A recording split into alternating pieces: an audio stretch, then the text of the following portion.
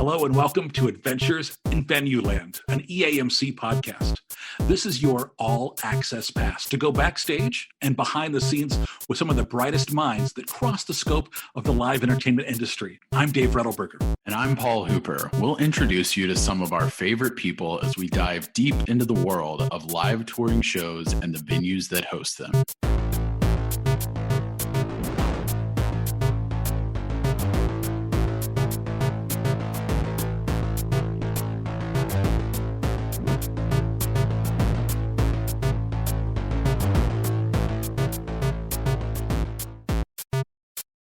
Hello and welcome to a special detour episode of Adventures in Venueland, an EAMC podcast.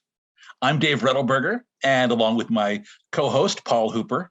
Today's episode is a little different. It's a detour, or a side trip, a mini bonus episode where we take a single serving look at a topic impacting the live entertainment industry. And joining us today, very excited, great timing as some big things are happening. Our adventure takes us to Los Angeles, where we're talking with Michael Terry. He is the Director of Communications and Media Strategy for U.S. Figure Skating, which is the national governing body for the sport of figure skating in the U.S. He's also held positions with USA Badminton, the USA Swimming, University of Georgia. He's been a press officer at 2 different Olympic Games and multiple major international figure skating competitions, while also directing media and press operations at international figure skating competitions domestically. Michael, welcome. That's a heck of an intro there for you. Hey, thanks for having me. It's great to be on with you guys. So as we're recording this here, am I right? You are on your way to Beijing? Yeah, a little pit stop here in Los Angeles, normally based out of Colorado Springs, a little pit stop here in Los Angeles, and we'll get on the flight tomorrow morning and I think get to Beijing on Friday afternoon, Friday night. And so once you get there, you're obviously an Olympic veteran, but this one's a little different, right? Yeah, it is.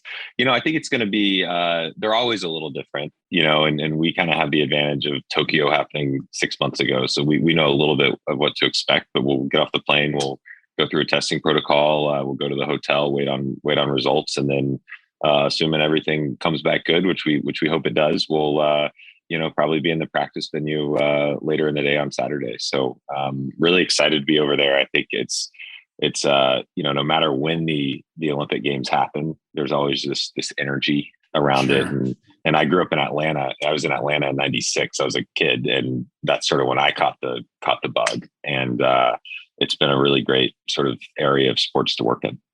You mentioned that the Summer Games just recently happened, which I'm sure that's a bit of a weird thing that they're that close, but also maybe helpful, like you said, because at least you have something somewhat recent on that same scale that you can kind of look to and use it as a, whether it's learning from it, whether it's understanding the protocols, whatever that is. And obviously things are changing, day by day, but, is that a helpful thing? Probably because you have something in a little more recent memory than, 2 to 4 years later.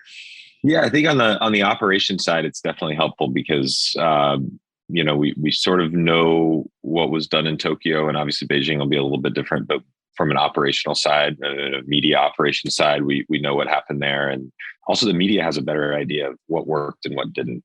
So how can we sort of within all the rules for rights holders and all that make sure that we're giving the media what they need if they can't travel, because I think there are a lot of media that maybe they didn't go to Tokyo, maybe they're not going to Beijing, and what can we do to make sure that they can still cover the sport of figure skating as they do every 4 years. And I think it's also for us, every 4 years we get the spotlight. I mean, figure skating is big every year, but every 4 years we get this bigger spotlight. And sure, how do we make sure that even in the midst of a pandemic, right, that we're still capitalizing on that, still allowing some of these small newspapers, right, where we have clubs and learn to skate programs and all that, but they're still able to cover the sport and get the sport out into their local ecosystem. I know that if I don't do something in my routine, if we don't go a couple of weeks without a show, sometimes I get a little bit rusty, right? Or if we don't announce something for a month, when you haven't done an Olympics in 4 years, Yeah. do you get a little rusty? I've always joked that the reason they separated 4 years is just for the press officers, because they forget how busy and horrible it is by year 4, so they stick on for another Olympics.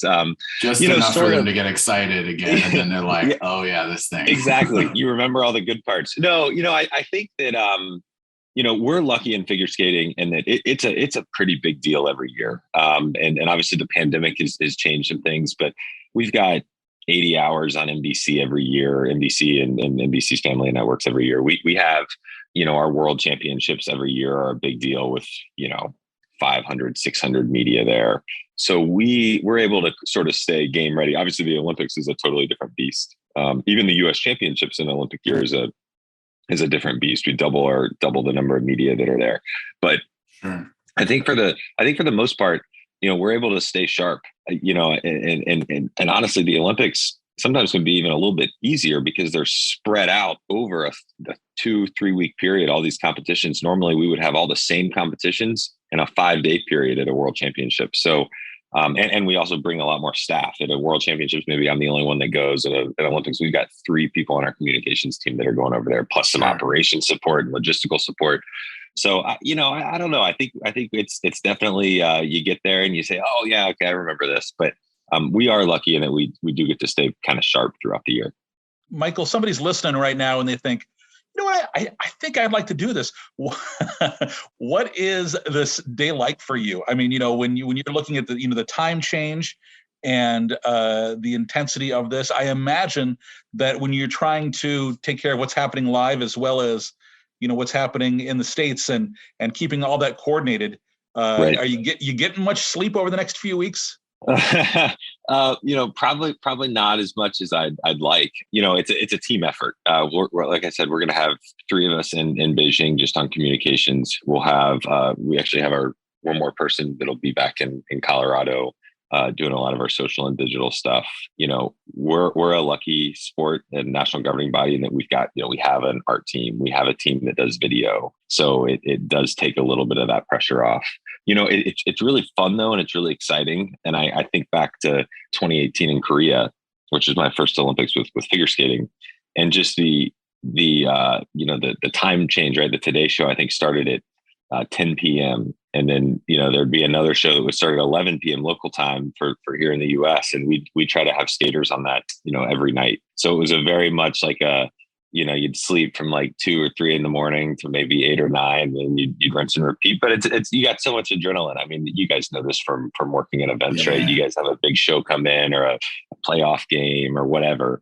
And you're like, all right, this is awesome. This is why I do this. So I think it's a lot of fun. And you also have to pinch yourself. Like in 2018, I remember walking out, getting to the arena for the first time. And I had been in Rio with a smaller sport, but this is figure skating at the Winter Olympics. And I remember I walked out and was standing right by the ice and just was kind of looking around, and you see the rings, and it's really unlike anything else. And I was like, this is cool. This is like, I'm lucky to be here. Yeah. And what an international event too. I mean, I'm sure it's, there's something like going to the Super Bowl or something after watching it, or any of these other kind of big national events, but the Olympics catches the eyes of everyone in the world, and people remember distinctive like athletes and years and almost earmark it across their own life. And like, I remember I watched this one with my dad and I watched this one. And I have a similar memory in that I went to those Atlanta Olympics, and it was this just big burned in memory that I have of just what that experience was. So I'm sure that's just on another level. And is that from a communications side, it's got to be very different too, to work with a lot of international media. A lot of people that maybe listen to this, they work mostly with regional or local, maybe some national, but is that a challenge if you're working with international media? Like, do you have to, work with translators? Like what level of that does that add? In figure skating, every year there's for example, Japan, we usually go to Japan every year. With China, we have a competition and go to Europe a couple of times. So we are a pretty international sport, which is good, because I think our athletes are used to it. I'm relatively used to it. I think it's a lot of fun. I've gotten to know some reporters and journalists in different countries. And I was just texting this morning with a friend of mine in Japan who I haven't seen in, 2.5 years now. But and I've kind of gotten to know some people, and it's really cool. And I was working in college football down in Georgia before this. And so it's like, it's a lot different than that. But you get to know these people just all around the world. And then you see them maybe once a year, twice a year at these figure skating events. And you just think like, wow, like this is neat. Like I have this, someone that while COVID was going on, I was texting with them in Japan, and we were comparing notes about how things were going over there and how things were going over here. So, it's really interesting. I think another thing that for the Olympics is especially cool is they have an entire broadcast mix zone. So they have a mix zone for all the, the print reporters, and then just the rights holders have their own area. And it's this huge area. And if you go sort of stand behind it, when a competition's going on and there's several athletes in there, the number of different languages that you hear, all at one time, it's fascinating. And it really is kind of the definition of, this thought that sport can bring people together. And you sit there in the mix zone and you've got people, these reporters from totally different corners of the earth, right? All talking next to each other, doing the same job. It's really neat to see. So cool. Hey, as you guys just came off a big event at Bridgestone Arena in Nashville. But, one of the things that's got to be interesting is getting to, we are arena nerds, right? Mm-hmm. We love to go to other venues and check them out, but getting to see venues, globally has got to be quite an experience. But tell me, is there really a difference between an arena in, Nashville and an arena in Korea? Not really. They're all the same. I think the obviously like the way they're laid out maybe is a little bit different back of house. I think the arenas here in the US might just be like a little bit bigger. One thing that's kind of interesting is the type of ice resurfacer that they use in some of these arenas in Japan is significantly smaller than like a Zamboni or an Olympia ice machine that's used here in the US. So the sort of the back of house may be a little bit different, but no, they're all the same. There's just, they look a little bit different, but they operate the same. And I mean, that's another really cool part about this job is to go to all these different arenas. I mean, we were just at Bridgestone. We've had a few events in Las Vegas at the Orleans Arena. We've been to SAP Center, XL Energy Center in Minnesota. I mean, and you get to see all these different arenas. And as someone who, works in sports and generally likes sports, it's kind of fun to be watching a game on TV and be like, hey, I remember what the tunnel looks like at that building. And Bridgestone Arena, I mean, you mentioned that, just a great facility and a great staff there. And, they were really, really great to work with. What's it to kind of take it a different direction? I was watching some of that event that was going on in Bridgestone, and I was making this remark. I think I talked to my mom the next day or something. We were talking about it, and she's like, oh man, like, it's just like everyone does a quad now. And we were kind of reminiscing on like the last Olympics even, or the one before. And it's like, will this one person possibly do a quad in competition? And then now it's like, it's the standard, everyone's doing 40 of them. Otherwise you can't medal. And is that, I mean, I'm sure from a media side, that's gotta be a really exciting thing, because it's just that progression in the sport is always adding this level of intensity and just bringing eyes. Progression in any sport does that, because everyone loves that news story of like, this is the first person to do it, or the first person to do it this many times. So that's got to be really exciting. It is. And as someone who has no background or experience or skill at skating on ice, or skating anywhere for that matter, I think when they do a double, it's cool, right? I mean, if they backwards crossovers, they're cool in my opinion. They're going forward and not falling over. How do they do that? That was the biggest thing. Like when I started working at US Figure Skating, I to be honest, I was kind of like, I needed a job. I was getting done with grad school, and I had done some stuff in the Olympic movement. I'm like, oh, we'll try this. And I mean, when you watch figure skating in person, especially, I mean, it's great on TV and the cameras and the sounds. They put these mics in ice now, which are really awesome. But like when you watch it in person, the speed and the power that it takes for someone like Nathan Chen to go up and do a quad, it's unbelievable. I don't know how they do it. And then they do like 7 of them in a program, while while remembering this choreography. I mean, aside from the quad, I think the hardest part about figure skating is like remembering like the order of the stuff you have to do. Like I that would be the hardest part for me. Right. Yes. Figuring that out. I have like nightmares sometimes. I wake up and I'm like, oh, I'm like I was in ice and I forgot the program. So it is cool, and it does help with this media narrative, and of the sport and how much it's growing and progressing and how hard it is.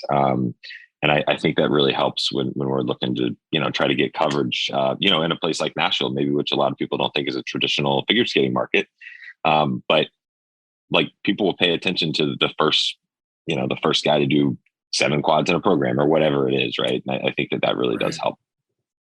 So, obviously the next, couple of weeks, Olympic fever, right? And then what does March and then beyond look like for you? Yeah. Well, we have we're one of these sports that we still do a world championships in an Olympic year. So wow, okay. We'll get back from the games late February, and then we've got the world championships in, I think it's the third week of March this year. And then we also have another U.S. figure skating. Also, there's a sport called synchronized skating, which is not in the Olympics, but it's a domestic and international competition, and we have those U.S. synchronized skating championships actually going on 2 weeks after we get back. So we're still like full steam ahead when we get back from the games, and then maybe we'll be able to take a little bit of break in May and June and start planning for the next quad. Fingers crossed. Hey, while you've got this big group of marketers and arena and event people listening, what do you want people to know about U.S. figure skating? I think it's U.S. figure skating and probably the whole Olympic movement. I think that, I think it's an often like overlooked sort of corner of the sports world. I know, we're hiring positions right now, right? And sometimes it's like, hey, we all are. Yes. I know there's like this whole other sort of area of sports that maybe a lot of people don't necessarily think about. I got into it because I was a swimmer growing up. So I knew about USA Swimming, and then I interned for them, and then kind of got exposed to the whole thing. And I think that, there's this whole sort of, sports ecosystem that it's not the NFL, it's not the NBA, but it's cool. We put on big events. I think a lot of times people think about Olympic sports and I think they're really small. And there definitely are some smaller national governing bodies, but, the USA Swimmings and the US Figure Skatings and the USA Hockeys of the world, right, put on really big events and really cool events. And they're really well run. We have good partners. We have good media rights deals. And I definitely think if, someone that's either like looking to make a transition or maybe it's a venue looking to fill some dates, I think that, Olympic sports sometimes can be a little overlooked. If people want to follow U.S. figure skating, or even if people want to follow you on your adventures, are you out there publicly for you or figure skating? What plugs you want to give here? Yeah. Well, figure skating, I do think that we're just U.S. figure skating on all the social media platforms, and I think we've got some good content plans for the next 5 or 6 weeks and after that. But I'm really excited about some stuff that we have planned for the next 5 or 6 weeks. And we'll see. I might be tweeting a little bit from Beijing, but I've kind of learned that when I'm at an event, I sort of go quiet on social. But it's Michael F. Terry is my Twitter handle. There you go. Hey, thank you so much for sharing this. I know you're a busy man, and it's getting to be crazy. Best of luck there in Beijing, and really enjoyed hearing about your adventures. Yeah, thanks a lot, guys. This was great. Really appreciate it. Yeah, thanks so much. And a big thanks to everybody for listening to this special detour episode of Adventures in Venueland. Remember, you can subscribe and find more episodes wherever you listen to your favorite podcasts. We'd love your 5-star reviews so you can help others find us. Until the next adventure, I'm Dave Rettelberger. And I'm Paul Hooper. Thanks for listening, everyone.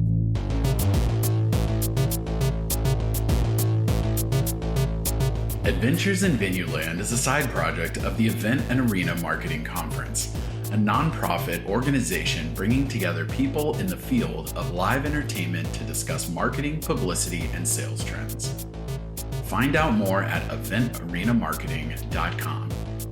Audio editing and mixing by Camille Faulkner.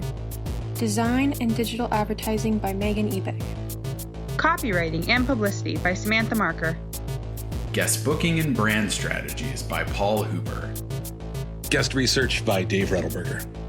Marketing strategies by Paul Hooper, Megan Ebeck, and Samantha Marker. Thanks for joining us. Until the next adventure.